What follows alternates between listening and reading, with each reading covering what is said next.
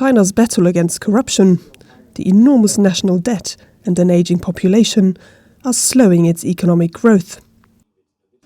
At a recent Black Coffee morning event at our London offices, a panel of experts discussed where China's economy is heading. For the last 35 years, China has basically focused on installing infrastructure in basic industries and building up its capital stock. And the challenge for the next few decades is to extract as much value from that installed capital as possible. So you can't get much more growth simply by throwing more capital into the system. You have to improve the return on capital. So that's the first transition. The second is a demographic transition. So China's age structure right now is pretty similar to what Japan's was in 1980. In 25 years, it'll be the same as Japan's today. So it's aging very rapidly, much more rapidly than any other major economy has ever aged. And the experience of Japan and other countries, I think, shows that it's quite hard to sustain high rates of economic growth when your population is aging that rapidly. And then the third challenge is that China, for the last several decades, has had a very authoritarian top-down governance style. That was actually pretty effective during this building binge phase of growth, where the job was just to install a lot of infrastructure in basic industries. But it's not really appropriate for an economy that has to be based on more efficient use of resources, more markets, and it's a more consumer-oriented economy. So somehow China needs to come up with a governance system that is more inclusive and more participatory than it has now, even if that falls well short of what we would consider to be a full-scale democracy. China has managed to store up capital over the last few years, which it can now make use of.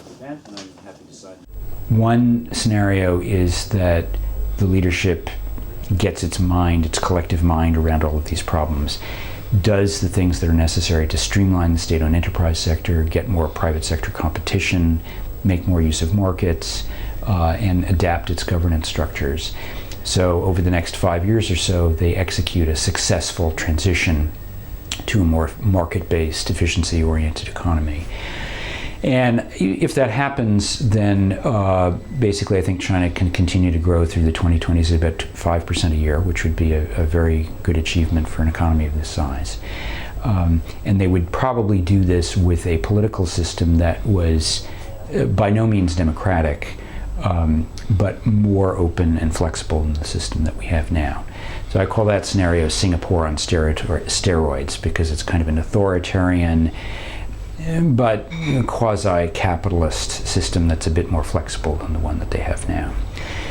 The second scenario is what I call a sort of a Russia-style nationalism, where they don't get a grip on their economic problems. They remain too committed to a state-driven model of development, so economic growth stagnates or falls. Debt levels in the economy continue to rise. And the government responds to this loss of economic vigor by becoming more adventurous externally, on the basis that their legitimacy, to the extent that their legitimacy depended historically on economic growth, if they're getting less economic growth, they need another source of legitimacy, and the easiest source to go to is just kind of breast-beating nationalism. So that's an approach that's similar to what Vladimir Putin has done in Russia, and that I think is the most scary scenario. And if they go down that route, then I think on a sort of a 5 to 10 year horizon, the risk that you do get some kind of big financial crisis or some kind of economic growth collapse in China rises quite substantially. So that's a kind of disturbing scenario.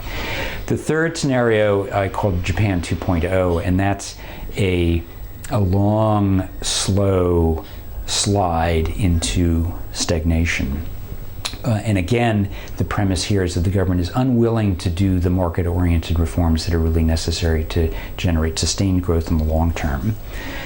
But they are able to contain the problem so you don't get an obvious financial crisis or an obvious growth collapse. You just get slower growth year by year. And the other component of this scenario is that instead of switching from economic growth to nationalism as the key source of legitimacy. The government instead focuses on domestic social stability. So they increase efforts to widen the social safety net, to maintain social order, and they become more and more inwardly focused as growth gradually slides down to a much lower level.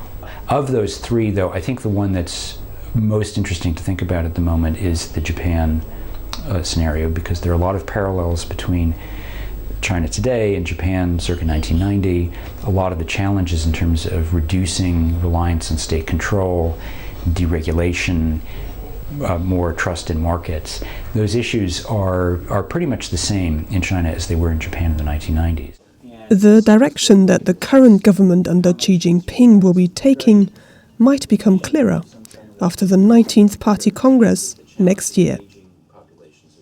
The crucial point there is that about 70% of the members of the Central Committee of the Communist Party will have to step down and be replaced.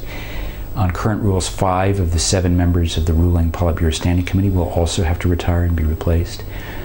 Xi Jinping will basically have the ability to appoint or heavily influence the appointments of all of the replacements there. So by the end of next year, I think Xi Jinping will have as much control over the Chinese political system as it's possible for anyone to have. And at that point, we'll really, I think, see what his true colors are and what it is that he intends to use his power for. Is it power for power's sake, just to centralize authority, turn himself again into a sort of a Putin-style president for life? That's one possibility. Or does he have a larger vision of sort of economic and structural reform, which he will begin to implement more aggressively once he feels confident that he has the political strength to do so. Right now, I think it's very hard to judge which of those two outcomes is the most likely, but I think in the aftermath of the Party Congress, we'll have a much, much clearer sense of really what Xi's ultimate aims for China are.